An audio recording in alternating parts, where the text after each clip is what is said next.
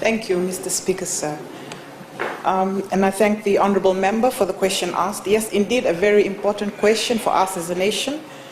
In relation to the care and welfare of the elderly, as a nation, we only adopted a standalone law on the National Council of Older Persons in 2012. That was the Bainimarama government that for the first time established a legal framework in relation to the care and welfare of older persons. Prior to that, Honourable Speaker, what we had was a Social Justice Act, which lumped the elderly, the disabled, those living in situations of poverty together as groups in need of affirmative action. So in 2012, we had a standalone law, the National Council of Older Persons Act, that put together a mechanism, a national mechanism, to address the needs and the welfare of the elderly in our country. Following that, Honourable Speaker, government introduced the social pension scheme. It was basically an avenue where those who had no other form of pension from FNPF or from government, who may not have had work in the formal sector, it gave them an opportunity to also receive a pension like those who have worked in their lives. That particular pension scheme started at, for those who had reached 70 years and over, and now we are giving the same pension to those reaching 65 years and over, and they get $100 a month, Honourable Speaker. It's very comforting when I visit communities and villages and I hear from the pensioners themselves what this money has meant to them personally. An example from my side of Fiji, an old lady who was very proud of the fact that she's now able to pay the younger women in the village to get voi for her so that she could pleat her lands, something that she had to endure by herself before. There was another story of a gentleman who was so happy to be able to just get on the bus and go into the city and have an ice cream on the park.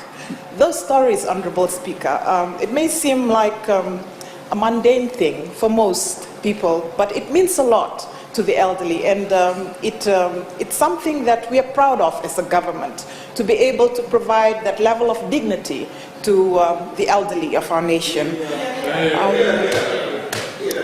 On top of, apart from that, Honourable Speaker, there's also a I'm glad that as a country we're also proud of the fact. I'm speaking from the perspective of government, Honourable Speaker, because this is a government initiative.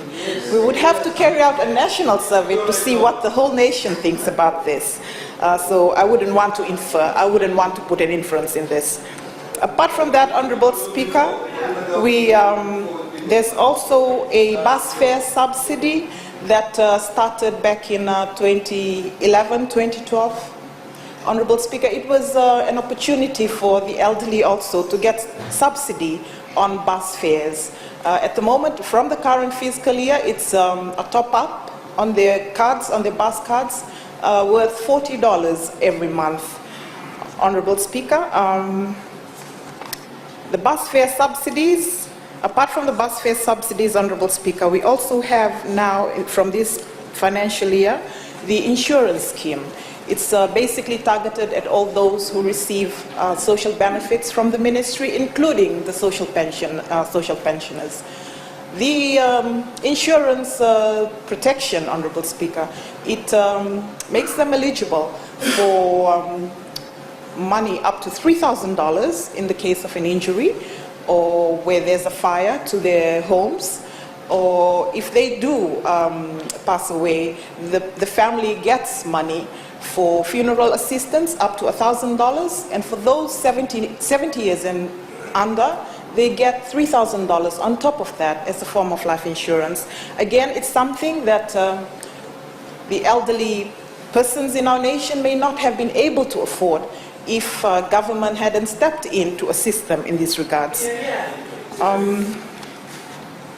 Apart from that, Honorable Speaker, there was an interesting discussions here yesterday also in relation to caregiving, another very important aspect for the care of the elderly in our nation.